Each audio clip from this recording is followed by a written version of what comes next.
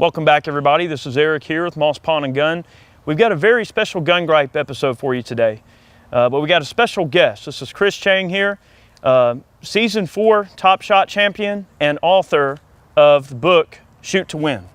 Okay, very interesting book. I was looking through it a little bit earlier, kind of catering more towards a new shooter, bringing you in, making sure you understand fundamentals of marksmanship and things that can make you a good shooter, things that make you a bad shooter.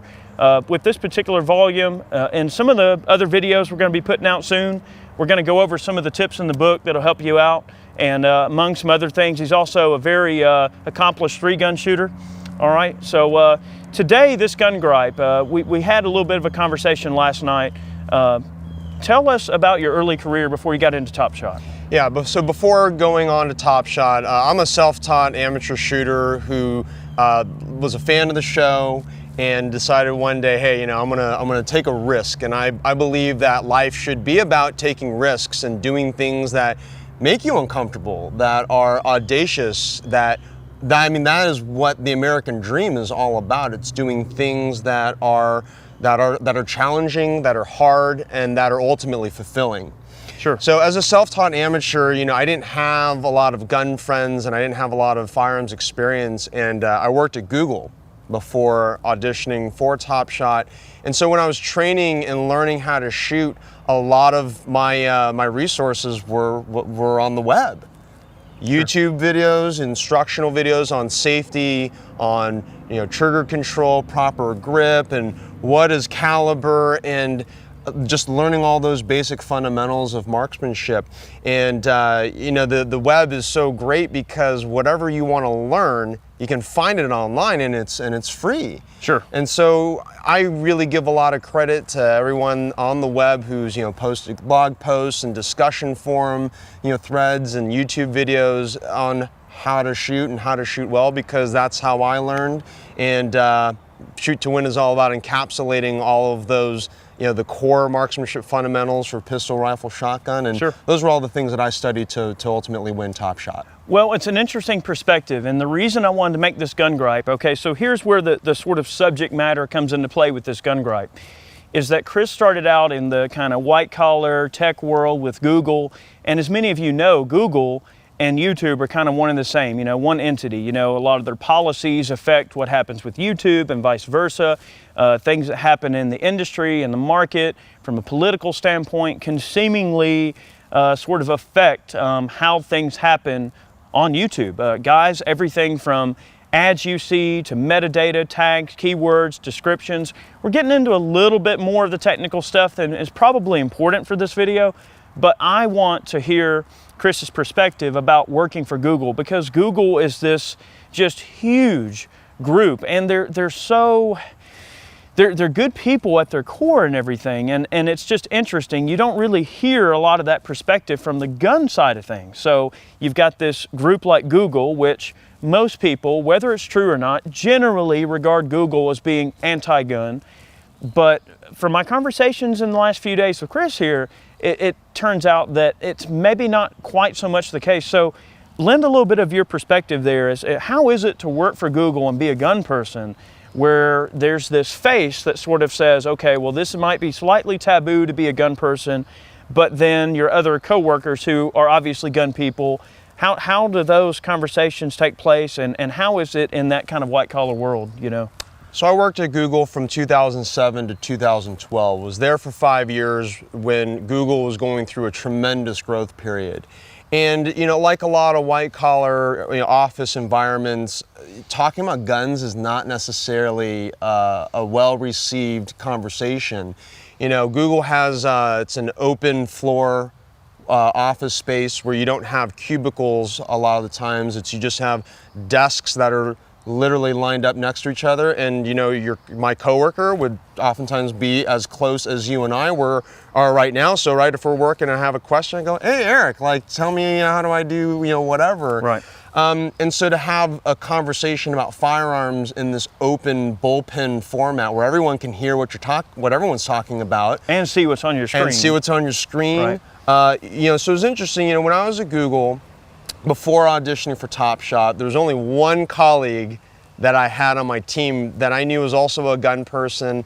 And every time we would talk about guns, it would be, hey, Christian, let's duck into a conference room or someone's office, close the door so we can have just a what would be a regular conversation about whatever it is, ARs, shotguns, pistols. Sure. But what was amazing to me was after I auditioned for Top Shot and made it on the show and it started airing on TV, naturally I had a lot of coworkers coming up to me and asking questions about, hey, like that gun you shot last night, on Top Shot, like what was it? What was it like to shoot it? And towards the end of the season, I actually had one of my employees who I managed. He wanted to buy an AR-15, and so here we were. He's like, Chris, he pinged me on G-Chat. He's like, hey, I have some questions about AR-15s. Can you come over to my desk? And his desk was in an open bullpen area, and he's got just multiple tabs on his browser screen with different models and makes of AR-15s and accessories. And he's asking me, 16-inch barrel or 18-inch barrel, and what is this? Do I need to worry about the twist rate and all this and that? And I was just shocked in a really good way that here we are having a very frank and honest conversation, a normal conversation for a lot of people about guns, but here we are at Google at headquarters, chatting about AR-15s, and nobody on my team in that immediate surrounding area, they didn't care because ultimately what it comes down to is people fear what they don't know or they don't trust.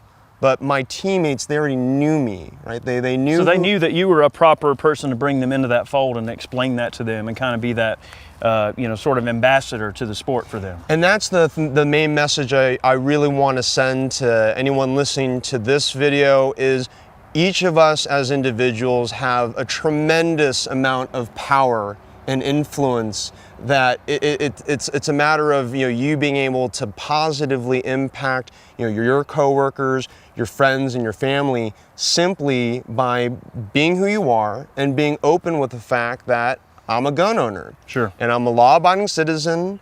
Whenever you see a crazy person, shooting up, stuff and people, on the news, that's not me.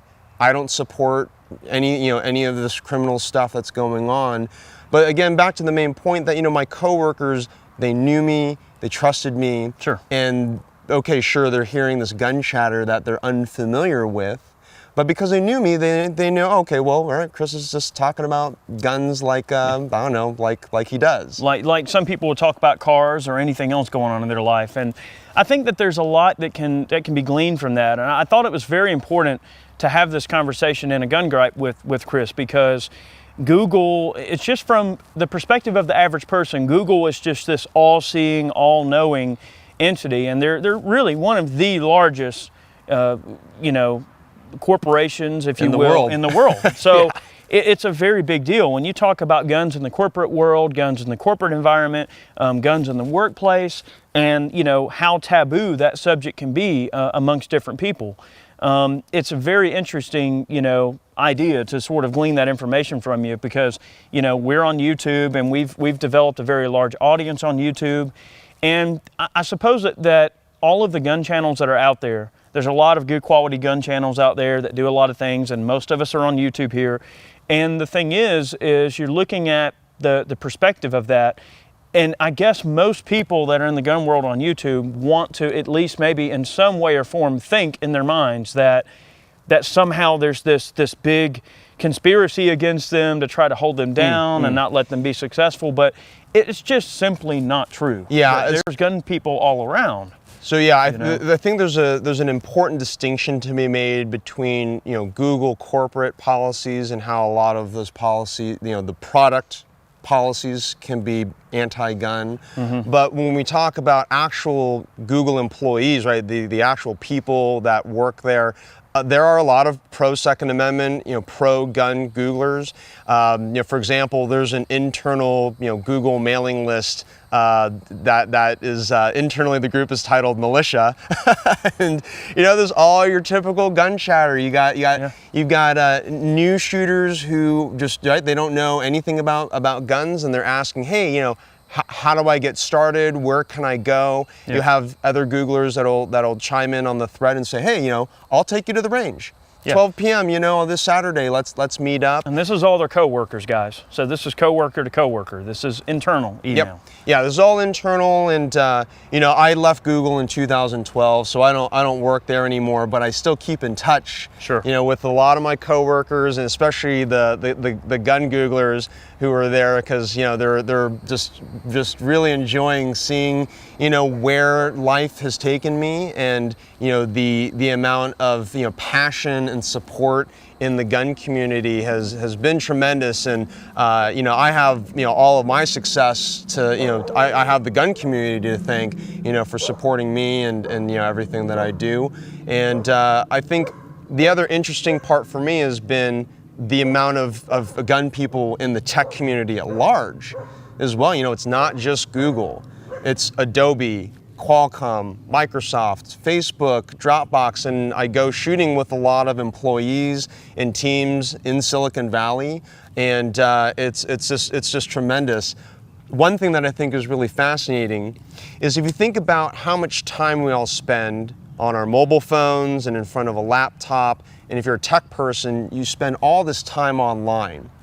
There's this movement to have more offline experiences, and especially things that are physical and mechanical. And that's where firearms are just a tremendously interesting gadget. Yeah. For a lot of for a lot of tech geeks. Yeah.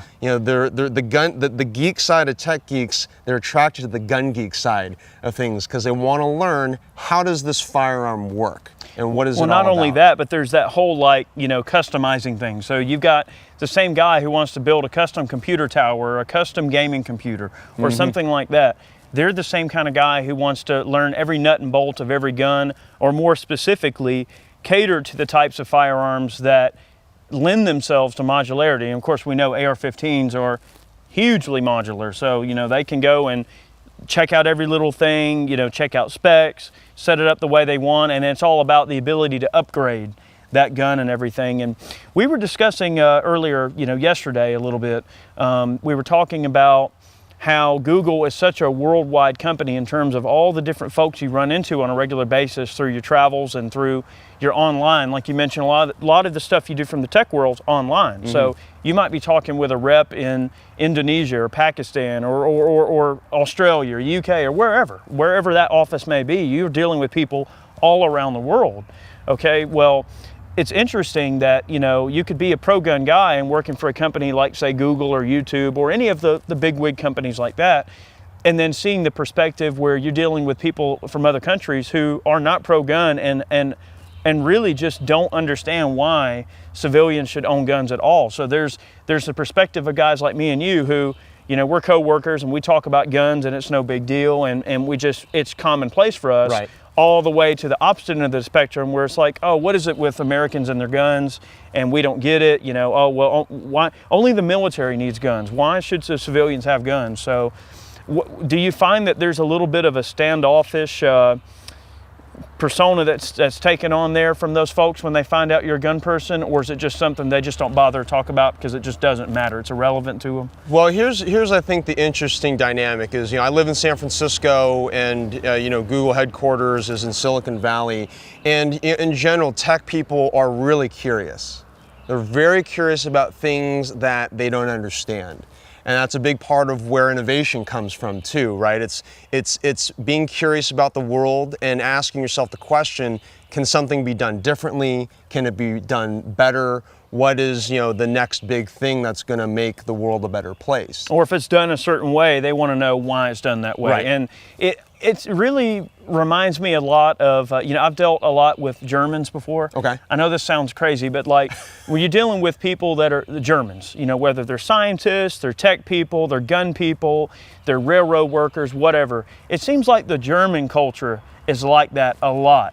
Germans, they want to take things apart, figure out how they're engineered, figure out how to make it better, and everything they do in their lives, it seems, from an engineering standpoint, is about efficiency, measuring that efficiency, and then trying to re-engineer it and oftentimes over-engineer it. Yeah. So there's that level there where tech people seem to have that kind of thing about them where, you know, they want to know why it works the way it does, and then when they find that out, they want to know a way to take it to the next level. Yeah, right. So with that curiosity and that drive to understand and to maybe make something better, when I have, you know, I still have a lot of tech friends, and they learn and they know about my, you know, my relationship with firearms. It's a curiosity. That curiosity kicks in, and there isn't as much of an anti-gun fear as I think the stereotypically liberal Bay Area, you know, that kind of rap that it gets, at least amongst the tech crowd. Again, there's just that curiosity, and I get a lot of questions just about, like, you know, yeah, like what kind of guns you shoot, and like what do you do, why do you shoot guns, and they want to go to the range. Sure. The one thing that I love about tech people is oftentimes they're going to want to experience something for themselves. They're not going to want to rely on a third party opinion or something that they read, you know, in a magazine or a blog post about firearms. They want to go experience firearms themselves so they can make their own decision and make their own opinion. Sure. And right, as like a lot of us in the firearms community has seen, that one of the most effective ways to get people to understand what we do is just to simply get them to the range and get them behind a gun and you know, really understand why it's safe and it's very fun. And you know, if you start going down the conversation of, you know, constitutional rights and the Second Amendment, right, there's a whole another very intriguing and engaging philosophical debate at that level as well. Of course. Now, do you see on that level when, you know, and guys, I'm really wanting to kind of dig into the meat and potatoes of this, not really issue, but it's a very interesting perspective that we don't really get to glean often, you know, on YouTube or really anywhere where you get to interview folks like Chris who have his background, not only from the tech side but and the gun side. But I just really want to dive into this thing because we really want to get an idea of what it's really like. I mean, when those kind of things occur, when your coworkers come to you and go, hey man, I'm curious about guns, it seems to me that the tech folks, when they do something, they do something. It's not just, okay, well, I'll read up on it just to make sure I'm clear on policy, procedure, I'm clear on how this is done, I'm clear on what makes this work. No, they want to go a step further. They want to learn it so much that they can influence the way that people view that technology moving forward. So the question, I suppose, would be, do people, once they're at that level, they go to the range and they go, you know what, most of them, do they go, I like this enough to where now I want to be like an expert. I want to be that guy that if somebody comes to me, I can answer any question about this. I want to really learn it. I want to take it in, and I want to give it the attention that I feel it deserves? Or do you think it's more of a, well, that was neat and I understand it now. I'm not scared of it. I understand where people are coming from, and I don't have a negative or positive view. It's just a neutral view. I think there's a spectrum, but thankfully, you know, the spectrum could go from negative to positive, but I think the spectrum of responses is more on the neutral to positive. That's been my experience. Good deal. With my coworkers and or tech friends that, you know, I take to the range or they end up shooting, and, you know, we kind of debrief afterwards. Sure. And, you know, I have one former coworker who, he started shooting after, you know, he saw me on Top Shot, and it started off just, yeah, you know what, that casual first time visit to the range, and then he got into it, and then he signed up for USPSA, you know, action shooting, and then he got his wife involved. So now it's a couples event for them. They're at the range almost every Sunday at my home range, you know, competing in a USPSA match. He's gotten into reloading, and, you know, he's got, you know, race gun, and just he got way into it, and that's been so exciting to see him, you know, dive head first into things. But then on that neutral spectrum, I think there's still tremendous value in that kind of a response where, you know, someone shoots a gun for the first time, and they have either a great time or just they sort of say, okay, like, They see what it's about, and they know it's not going to hurt them. They know it's not scary. Tool. And it's a tool that, right? A lot of tools can be dangerous if you don't know how to safely operate them. Sure. And I teach, obviously everyone safe gun handling. And when they walk away from that first time shooting experience, be like, okay, I didn't hurt anyone. Nobody hurt me. And this is, then they understand, like, this is what, millions and millions of Americans do every single month, every single year. Sure. And I think that does a lot of good for our community. Well, and here's the thing, we'll leave this video with a thought for you. And this is what I want people to kind of understand and take away from this video, is that if you're in the workplace, and especially if you're in the white collar realm, I mean, we were discussing earlier, like, okay, I'm Joe Blow and I work on an oil rig for 4 months at a time. Okay, I'm dirty, I'm grungy all the time, I'm working hard, I'm putting my back into it, I'm earning my money every single day, working my butt off. Well, look, those guys are going to go out on that oil rig. They're going to talk about the cool new gun they're going to buy when they get home. They're going to talk about the cool fishing trip they're going to go on, the cool hunting trip. They're going to go kayaking. They're going to go do cool things that Americans do. And it's not a big deal because it's understood that we all have those types of likes and hobbies. And I would like to see people that are watching this video to engage in more conversation at work with guns. I mean, and it ain't going to be like, yeah, I just bought my 19th AR-15 and 90 crates of ammo and I buried them outside in the backyard. Like, no, it's not like that. Yeah, oftentimes the conversation, in my experience, comes up like this. You come back into work on Monday morning, everyone's asking each other, hey, what did you do this weekend? Right. And oftentimes I would say, I went to the range. Yeah. And sometimes a lot of people assume I'm talking about the golf range. So they go, oh, so you went golfing? Yeah. And I go, oh, no. The gun range. And so, like, that approach for me always seemed to work really well because it sort of eased people into, and these of course were with colleagues that I didn't know what their position was or opinions were about firearms. And I mean, I have a great appreciation for how delicate this conversation can be in the workplace because, what if your boss doesn't like guns? And will then he or she maybe pass you up for promotion or not put you on an important team project. And so this is not as easy as it sounds to just start talking about firearms in the workplace. But, maybe it's, hey, you're at a happy hour, right? After, right, you're just at a bar with your coworkers where you're not in the office and you can get a better understanding of, hey, what do your coworkers do for recreation? And then obviously they can learn more about, your firearms hobby. Yeah, I mean, and I guess that's really all I would tell people watching this video to kind of garner that in them, to be open with your coworkers and just understanding that, there's folks that do a lot of different things. I mean, think about it. Okay, I'm a gun person or whatever. I may go to in the work environment and discuss guns with people that I know are gun people, but there might also be people who are into other things that even a gun owner might go, well, you do what? Yeah. I mean, like, there's a lot of obscure things that people do for hobbies, and we have to be accepting of those things and understand that it's just the nature of what makes us all diversified and different. I think that's the biggest thing, is America is full of diversity, and part of that diversity is understanding that gun culture is a part of many, many Americans' everyday lives. And you can't just dismiss gun culture as, oh, well, you're a gun owner, therefore you're probably going to shoot up the next school we see on TV, or you're gonna go postal and you're going to shoot your employees up or something like that. It's just simply not the case. I mean, it would be the same as saying, oh, wait, you drive a car to work? Oh man, you could go and run over a bunch of people or something. There's so many other analogies or ways that you could put it. There's plenty of dangerous things in the world that can hurt us on an everyday basis.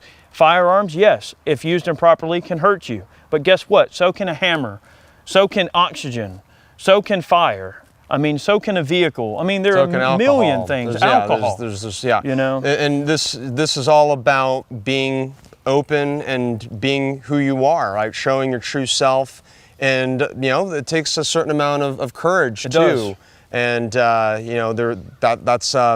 it's oftentimes, hard to do the right thing or to speak the truth. And if a colleague is, trying to roll all gun owners in with the criminal element, I mean, I always try and take it as a personal responsibility to speak up and say, no, You know, I'm a gun owner and I have nothing to do with these crazy people who are shooting things up. No. To educate them, you know. It takes a lot of courage and responsibility to properly be an ambassador of your sport and to make sure people understand the true colors of what you're about, not only as a person, but as someone who wants to represent your sport. And like you said, courage is a good example. It does take a lot of courage to go out on a relatively personal limb in an environment where it may not even be necessary or even seemingly appropriate.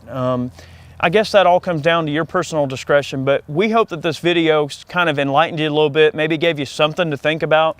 If you're in a situation similar to what we discussed where you want to discuss that with your coworkers, but you're not sure, think of some clever ways to bring the conversation up without it sounding odd or uncomfortable. I mean, you know, just find out that comfort level. I think most of us would like to think that we know how far we can go with our coworkers in a conversation and where you should kind of lay back and not really go there. And I think that, you know, just kind of garnering that openness in the workplace, I think is very important. Not only from the standpoint of making sure issues like guns aren't an issue in the workplace, but also creating a stronger bond between workers in the workplace. When you know your workers well, you know what they're about, you know their hobbies, their likes, their dislikes.